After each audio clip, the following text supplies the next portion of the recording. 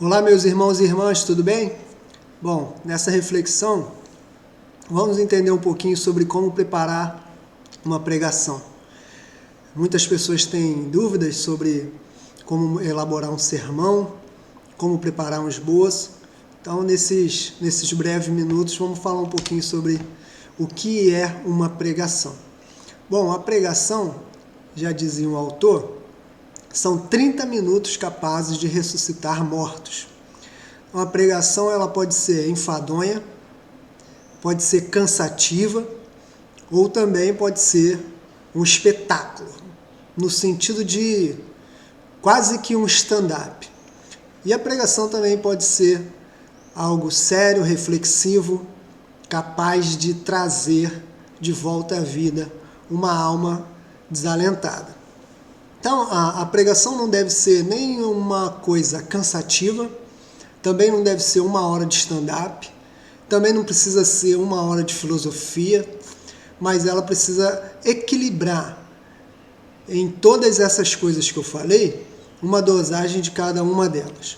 De forma que nós, ao analisarmos um texto, nós precisamos perceber quais são as qualidades daquele texto, daquela perícope, o que Deus estava falando para aquela ocasião, para aquele contexto cultural, para aquele povo, e o que Deus ele quer falar conosco hoje. Então, quando você interpretar um texto para a sua pregação, estude a Bíblia em oração. Aqui no canal eu tenho uma série de vídeos curtos, breves, sobre como estudar a Bíblia. Estude a Bíblia em oração, observe o contexto. É interessante você observar o contexto próximo dentro do mesmo capítulo, dentro do mesmo livro, e também o contexto amplo.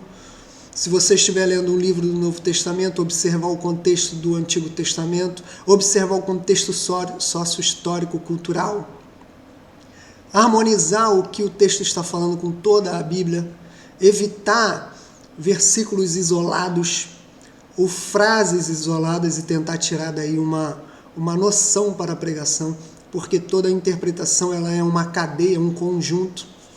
Você pode consultar outras versões da Bíblia, consultar passagens paralelas, utilizar materiais de apoio, como livros, dicionários, comentários, enciclopédias, atlas. Então, nessa primeira parte, nesse primeiro momento, sobre como preparar uma pregação, que são esses 30 minutos capazes de ressuscitar mortos, eu gostaria que você entendesse que, antes de tudo, precisamos interpretar o texto.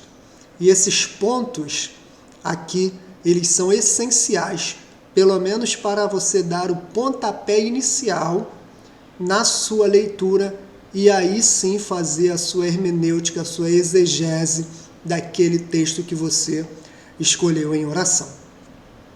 Bom? Algumas mensagens, elas atrapalham o culto. É isso mesmo. Algumas mensagens, elas têm o poder de atrapalhar o culto. Seria bom, alguns momentos, se você participasse de um culto em que não houvesse pregação. Porque, às vezes, o culto está uma bênção, o louvor, as orações, as oportunidades, e aí vem a mensagem e a mensagem estraga o culto. Eu já participei de momentos onde o pregador ele foi completamente enfadonho, pregação fora do tema de festividade, pregação fora da consciência nacional, pregação fora do ambiente sociopolítico da época, pregação fora do contexto cultural, fora do contexto histórico, interpretações completamente equivocadas. Então Dionísio, ele dizia o seguinte, se a sua fala ela deve ser melhor do que o silêncio. Porque se a fala não for melhor do que o silêncio, então fique calado. Seja a sua fala melhor do que o silêncio. Ou então fique calado. Então, se você tem algo para dizer, prepare. Faça um slide, faça um esboço, estude o texto com carinho, em oração, através da sua meditação na palavra, nas escrituras sagradas. E se tem alguma coisa para falar, se Deus te deu, fale com calma, em oração, em meditação. Agora, se não tem, é melhor ficar calado.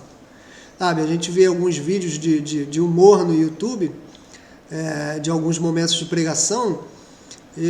Por exemplo, que eu assisti, o pastor, ele ficava uns quase que 15 minutos tentando encontrar o texto que ele queria ler, e ele não conseguia, e foi gerando aquele constrangimento no púlpito, e aí, enfim, até que ele desistiu de procurar e falou um versículo lá, uma frase de cabeça. Então, se prepare. Às vezes eu tinha o hábito de ir ao monte ou dentro do quarto, quando eu era mais novo, e aí ficava falando para o espelho, colocava um monte de objetos como se fossem o púlpito, né? Como se fosse também a igreja, e eu falava ali, repetia o sermão ali. Então algumas coisas, algumas técnicas são essenciais para nós aprimorarmos a ideia da pregação, da interpretação do texto, da pregação e também de nós pregarmos sem atrapalhar o culto. Então essa foi a nossa introdução. No próximo vídeo a gente continua a nossa conversa.